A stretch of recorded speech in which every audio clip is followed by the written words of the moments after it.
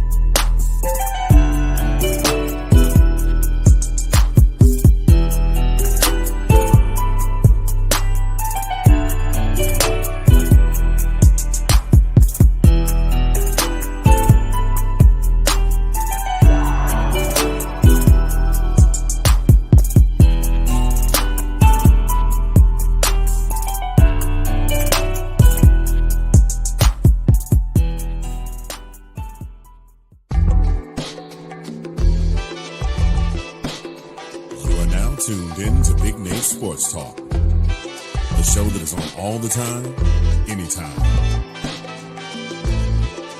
And now, ladies and gentlemen, your host, Nathan Snell. And as always, thank you, Mr. Anthony Haney, for that wonderful introduction. Good evening, ladies and gentlemen. It is your host, Nathan Snell of Big Nate Sports Talk Podcast. This is episode 405 of the podcast. And in this episode, we are recapping the Baltimore Ravens losing to the Cleveland Browns. But before we get into that, there's a few things I'd like to say up front. 406 and 407's episodes, those will be recorded as well. The Washington Commanders upset, beat the Chicago Bears, on a Hail Mary. And then the Maryland football, we painfully lost this weekend. We'll be some stuff that really interesting to get into these next three episodes. I'm officially finished my mock draft. There is one thing that I'm going to emphasize really quick. For that video, there's one team, and that's Golden State Valkyries. The expansion draft has not happened yet, so that kind of didn't hinder, but you'll see. You'll see what I'm talking about. So the video should be out sometime. Wednesday, Thursday at the latest.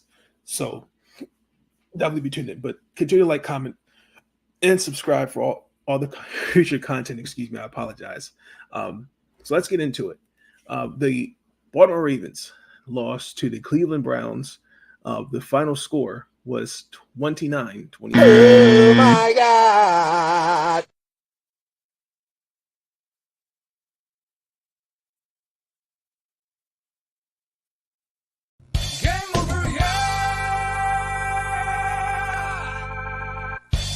What was that?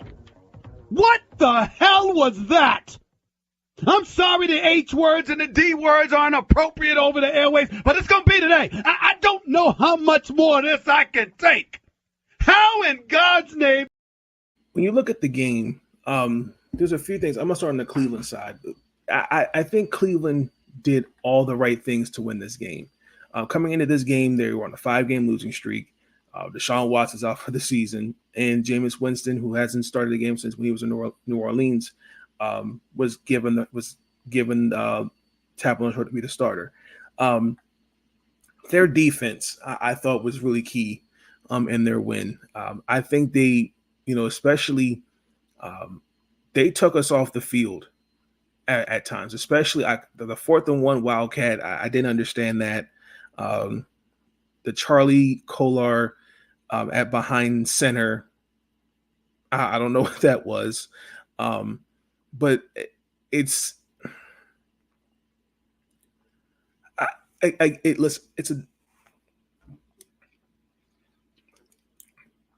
divisional rival. Things are going to be different. Lamar was sacked 3 times. His offensive line has been an issue.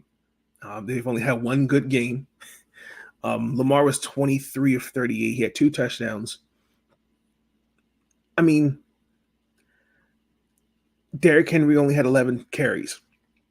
I think their game plan was to isolate somebody, and Justice Hill didn't help. I think he had 2 carries for 5 yards.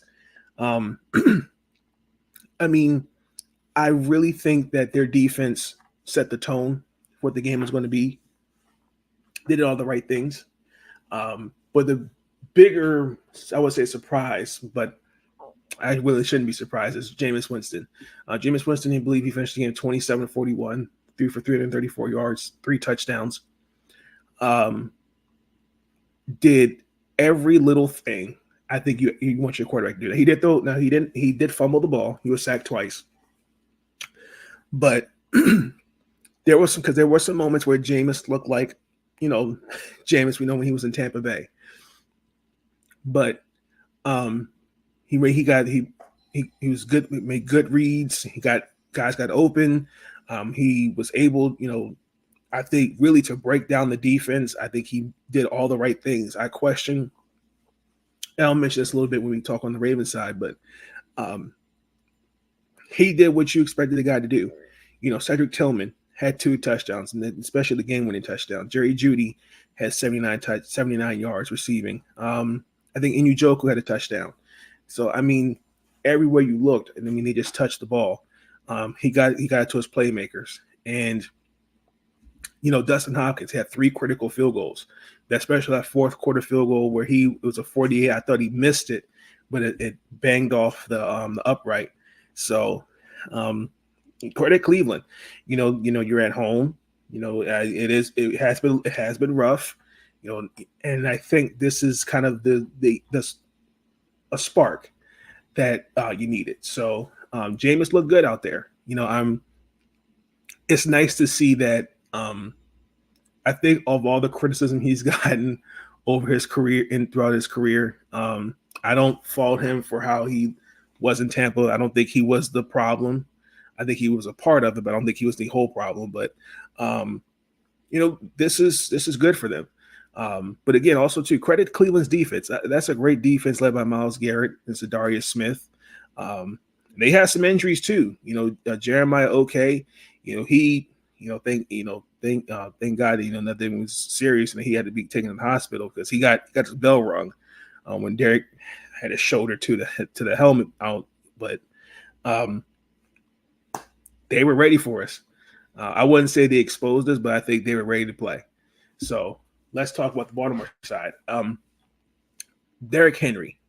I'll start with him. He's on my notes here. He only had 11 carries. For me, outside of the 39-yard touchdown, non-existent. And that's not on him. If you paid attention on that 5-game winning streak, he's averaging about 20 carries and almost 150 yards a game. It had 6 touchdowns. Now, again, that's credit Cleveland's defense. I mean, they make sure that you contain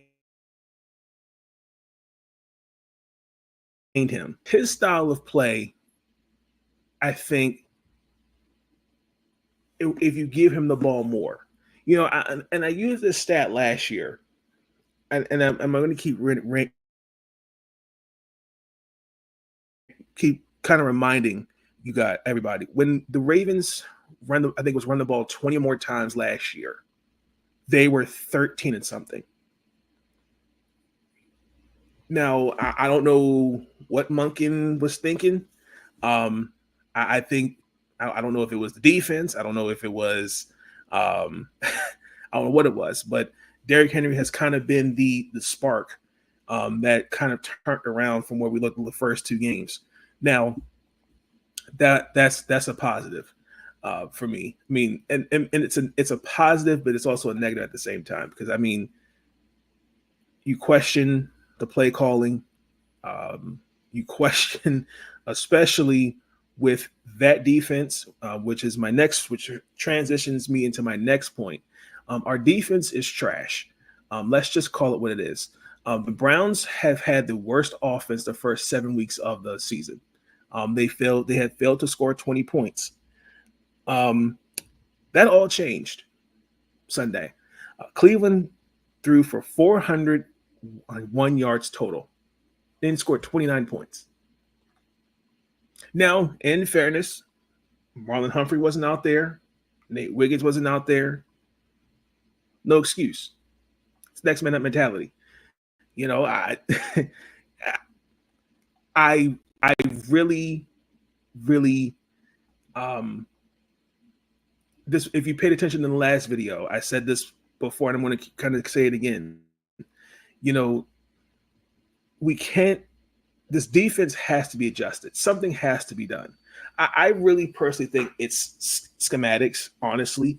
I think you have an all-pro linebacker, Roquan Smith, all-pro defensive lineman, Nnamdi Madubuike, all-pro safety, Kyle Hamilton, and then you had a Pro Bowler from a couple years ago, Eddie Jackson. On paper, this defense didn't really change. The only difference was Patrick Queen and Geno Stone and Jadeveon Clowney are all gone. I don't know what Zach Orr is trying to do, with Zach Orr, it's not his fault. This is where the frustration with John lies, because when he sits there yesterday in his post presser and said that we're getting better. In what way? This defense they're dead last against the pass. They're on pace to give up almost 4,000 yards this season. What is there to be proud of? I mean, when and then on top of that, you bring in Dean Pease, and he wasn't that great of a defensive coordinator. I've never seen a defense look this bad. I'm going to say this 2015 season. I may as well. I'll kind of even go as the season where we lost to the 1-15 Miami Dolphins in overtime. Then unfortunately Brian Billick was fired the next day. Those are the only two times watching the Ravens where I could say the defense has been crappy. I mean, something has to change, and I don't know what that could be. They definitely did pass rush, because I mean, if you looked, how many times did you see guys at least 3 yards off the ball? Miscommunications, especially the touchdown, the first touchdown. I can't remember who it was to, but guys are not lining up properly. Guys are not knowing what they're doing, and took advantage of that. Then, which also transitions me to my next point. We have our safeties. Eddie Jackson is a good player, but he got burnt on 2 touchdowns. The coverage, and even going into that game where he was the coverage when he was David Njoku, he was covering 23-yard catch. I mean, the defense looked, especially on that was Cedric Tillman's first touchdown. They looked bamboozled. I mean, Roquan Smith is, he's pointing here. No, you go here, and players are like, what are we doing?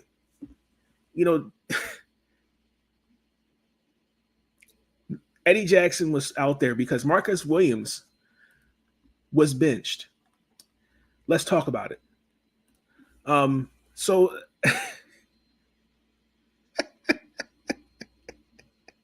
Friday, Marcus Williams was benched because essentially what the understanding is, he is not a fan of this scheme, and I'm with him. This scheme is garbage, and Harbaugh Monday essentially was like, it belongs in house. It's between us. It's not something like you guys don't need to know. Blah blah blah blah. And it's like, okay, but that's pretty much how the Ravens run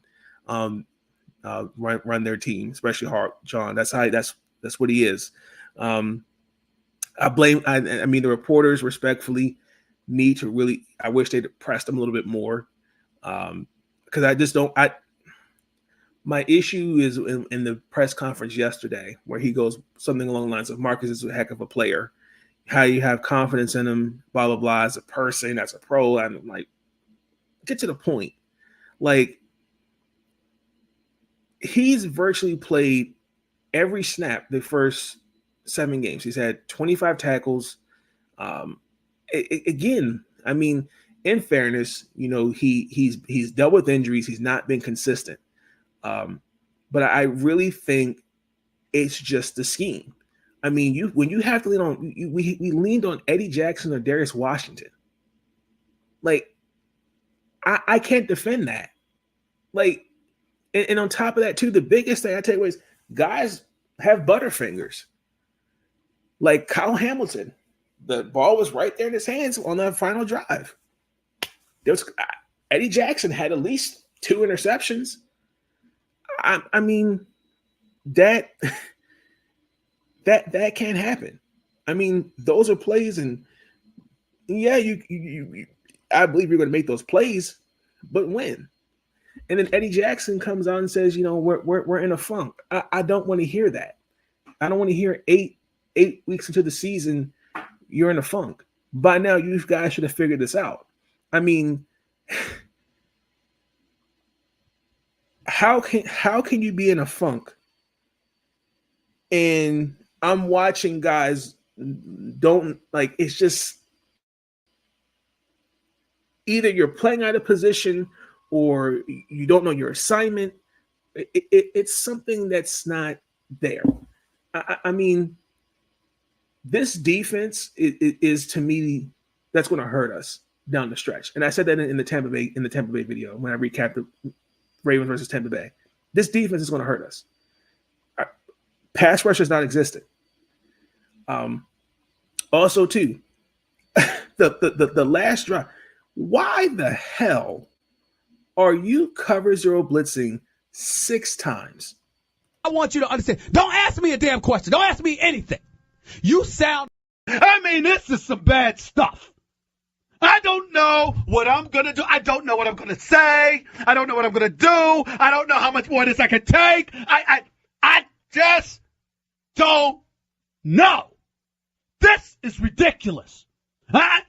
Oh, Lord.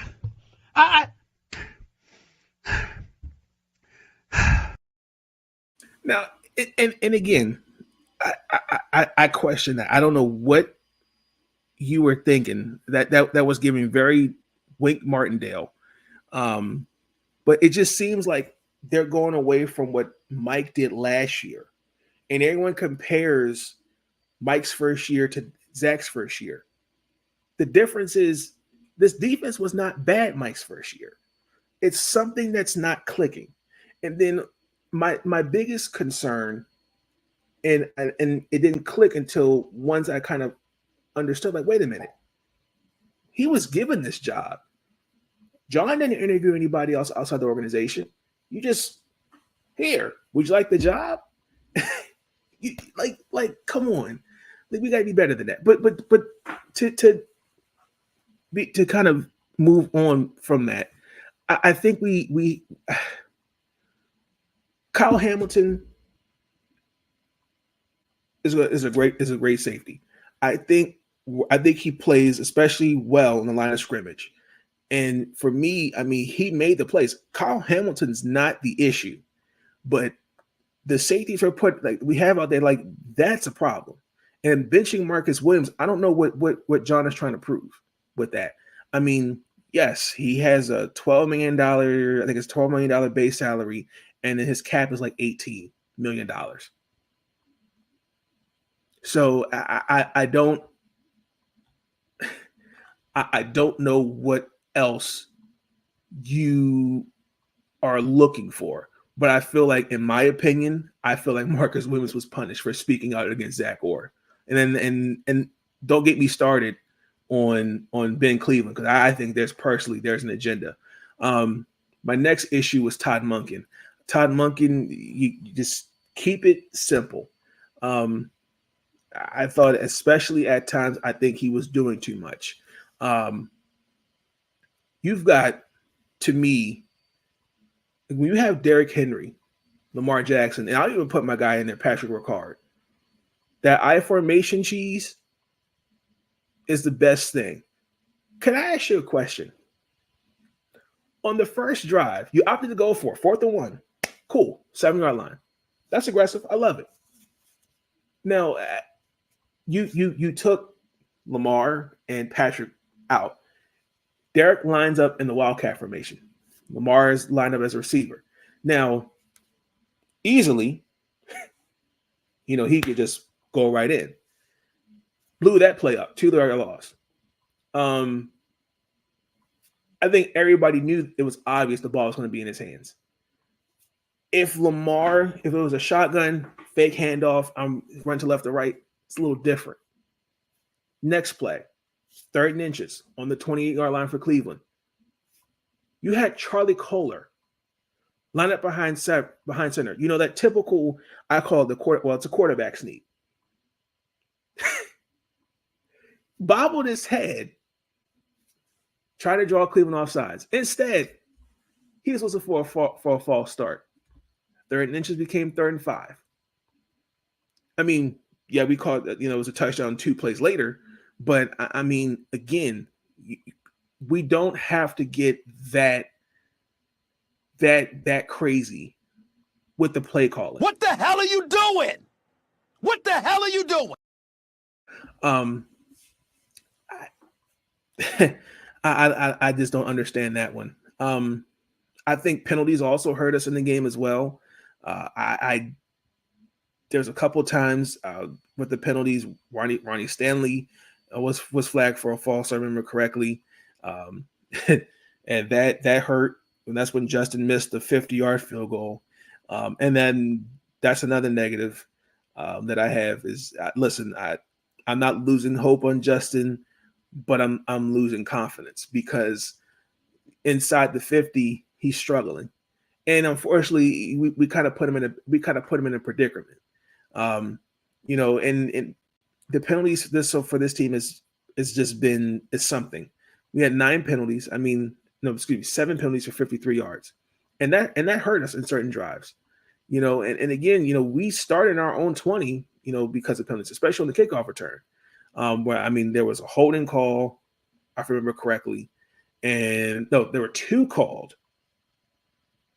So it's like little things like that bothered me. All 3 phases of the football, if we're being honest, ladies and gentlemen, just nope. That outside of Lamar, Kyle Hamilton, Zay Flowers and Mark Andrews, and nobody else showed up. Good Lord, thank the good Lord I am on FCC airwaves. I thank the good Lord. It's hard to take, man. I don't understand it. I don't understand how these dudes put themselves in the situation. I truly, truly, truly do not understand it. That's the kindest way I can put it. I think to go any further than that, Skip, I might lose it. I ain't gonna lie. Okay. I'm just not gonna lie to you. Well, let me pick up the ball and try to not run with it, but walk with it. And I didn't even really get on the receivers. We had some butterfingers out there too. There was a couple drives, possessions. The one Rashard Bateman, now he tripped and he lost his footing. I get it, but the one, it was a third something. It was a good pass.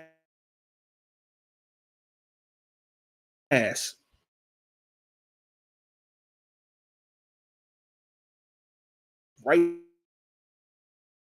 there. Drop.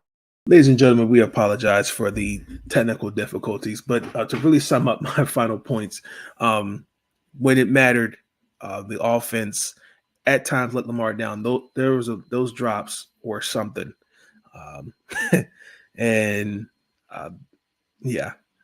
can understand Lamar's frustration because it's I don't know. This did not feel like a trap game to me. This felt more like Cleveland was ready for us, and I think we just got too cute. And they punched us in the mouth, and I don't think we really stepped up. Mark Andrews, he had 5 catches, 36 yards. Isaiah Likely had 4 catches, 47 yards. Did all the right things. Zay Flowers, his streak of 100 yards or more kept going. But I mean, the third down struggles were, to me, the key. You're 2 of 10, and again, penalties, and again, if Bateman would have caught that ball, we would have, if we had converted at least maybe 5 of those third downs, I think it's a different ball game. But yeah, I that's pretty much my takeaways from the game. I mean, I'm not upset or anything. I'm more frustrated this defense, to me, kind of, this notion that there's an expectation Lamar and the offense has to bail us out. That's ridiculous. Because defense wins championships. Now, again, Michael Pierce got hurt. Brett Urban got a concussion. Marlon Humphrey was out. Nate Wiggins out. I get it. But, I mean, that does not excuse how we looked. I mean, we gave up they 400 yards, and then we allowed them to score 29 points, and yet benching Marcus Williams was the answer. I mean that's the 8th time we lost when leading in the last 2 minutes, and that's been everyone's narrative since the 22 season. So, I mean, you can say funk all you want to, but at some point, guys got to be held accountable. Zach Orr has to be held accountable for this. I'm not calling, like I said, I'm not asking for the man to be fired, but I think something has to give, because respectfully, he wasn't ready for this position. He was not. But this is John Harbaugh being John Harbaugh. I think he just has too much pride. I think he has too much power, because you question, why I question you didn't go after anybody. You didn't hire anybody. I mean, no, you didn't go through an interview process. But yet you bring in Dean Pease, who I think personally is not helping Zach. I think he's actually kind of making it worse, if we're being honest. So let's go to a commercial break, and we'll be right back.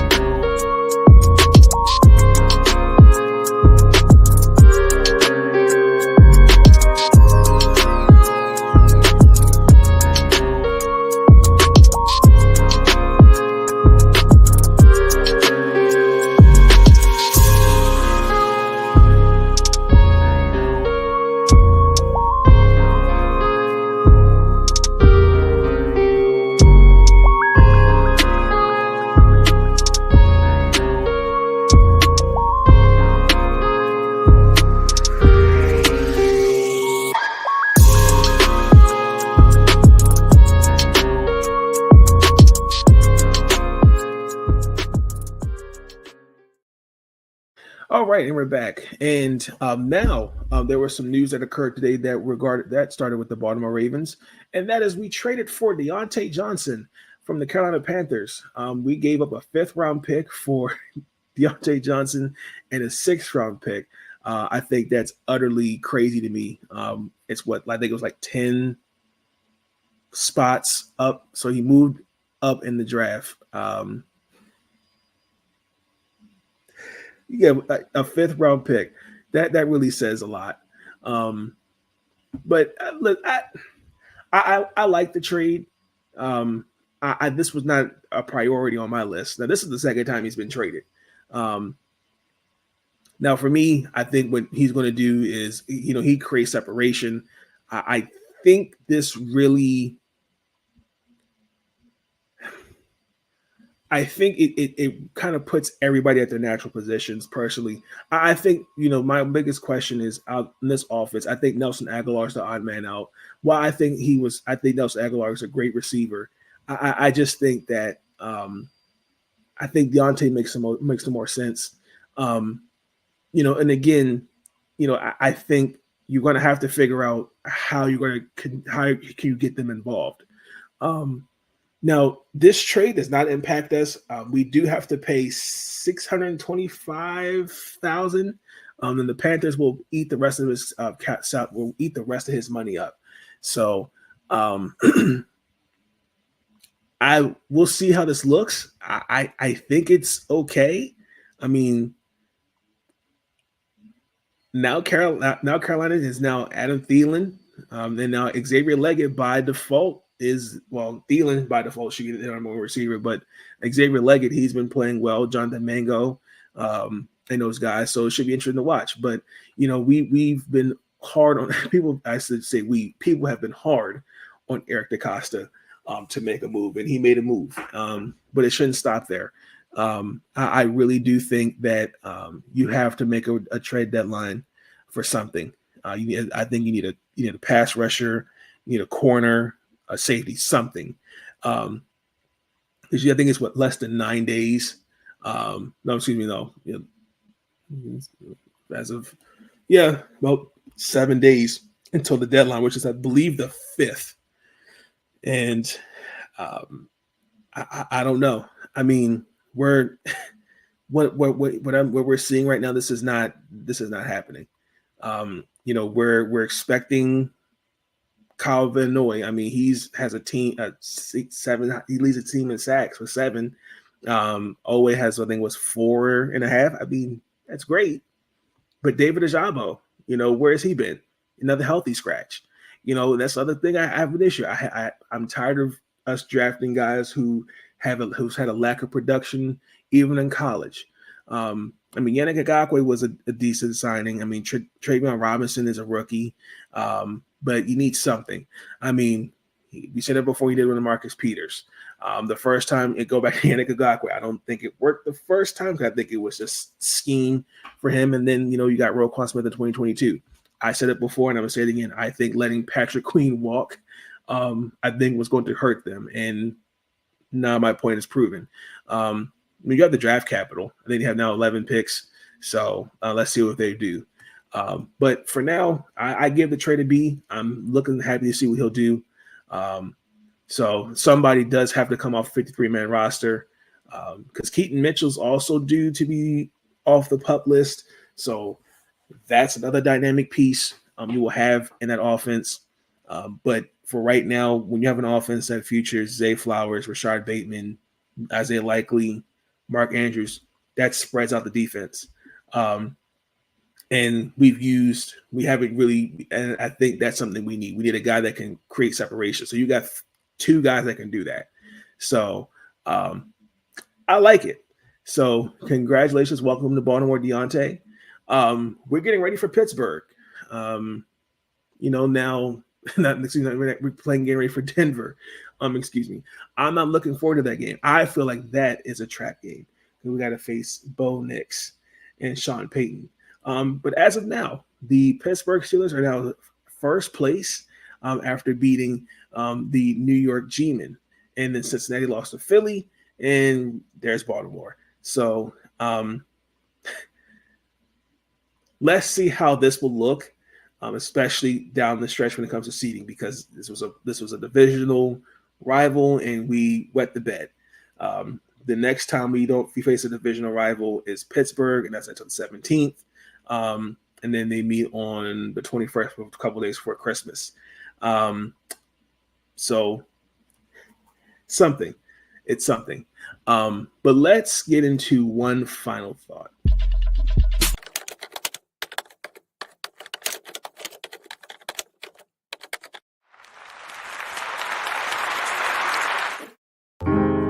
Thoughts are running through my mind. Someone took some time to find a minute or two to organize. One final thought. It's not funny, but it's something that I thought was interesting. Today, as I'm recording this, Anthony Richardson was benched. And Joe Flacco will be the starter for Week 9. Anthony Richardson made a comment, especially in the game when they played, and essentially said he was tired. That's not a good look. I thought that was something.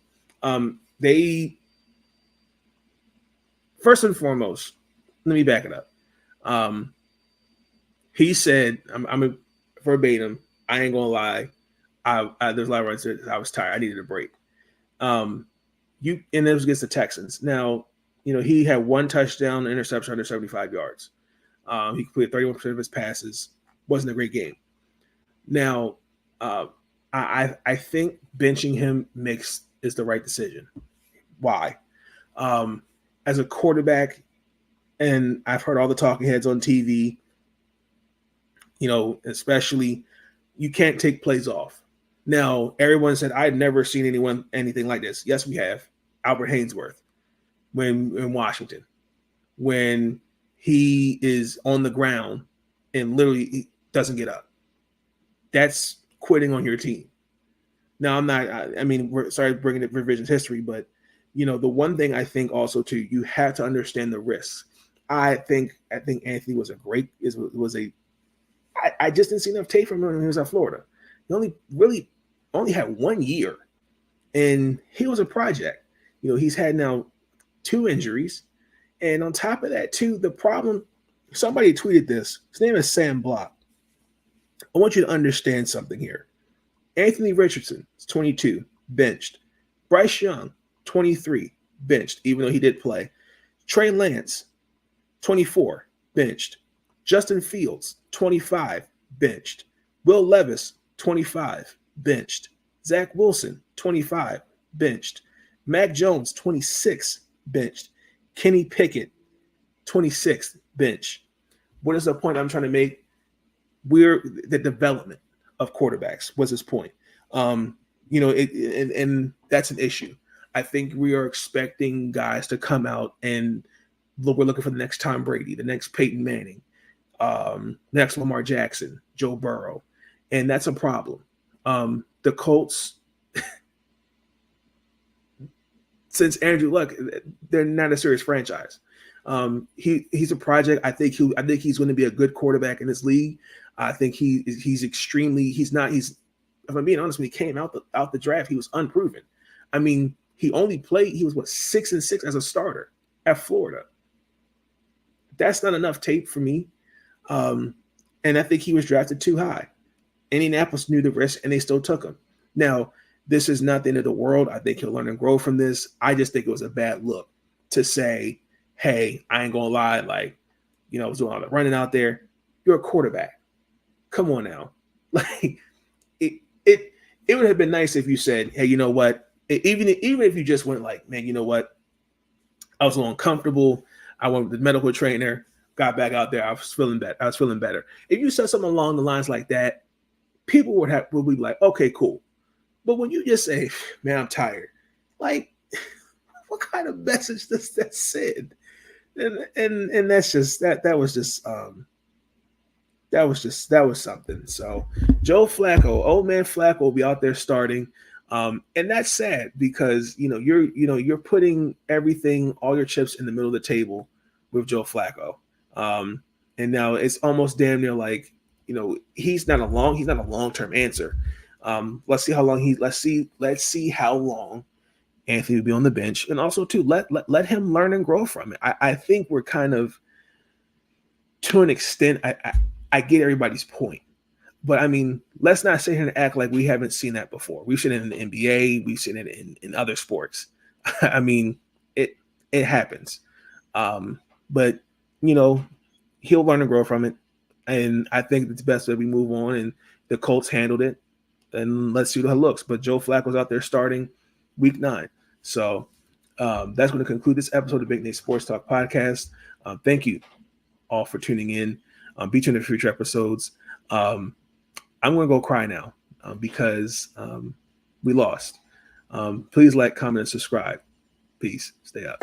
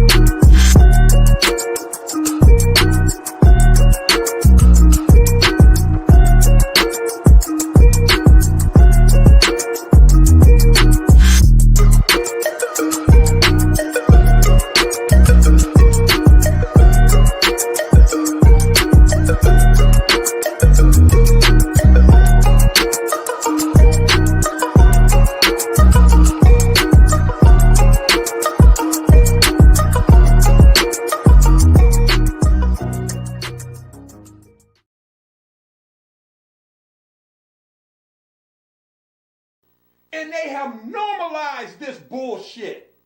I'm going to reiterate my comments right here, right now. The clock is officially ticking. The honeymoon is over. Damn your feelings. Who gives a damn? You got a job to do. And the job ain't even a championship. It's to be respectable. And you can't even do that? I just don't know what to say. I don't know what to say. This is disgusting. It's disgraceful. It's embarrassing. And I'm ticked off. Thank you for tuning in to Big Nate Sports Talk. If you enjoyed that episode, be sure to like, subscribe, and share Big Nate Sports Talk. It's on all the time, anytime. And I want to thank you. All I want to do is say thank you for everything you do.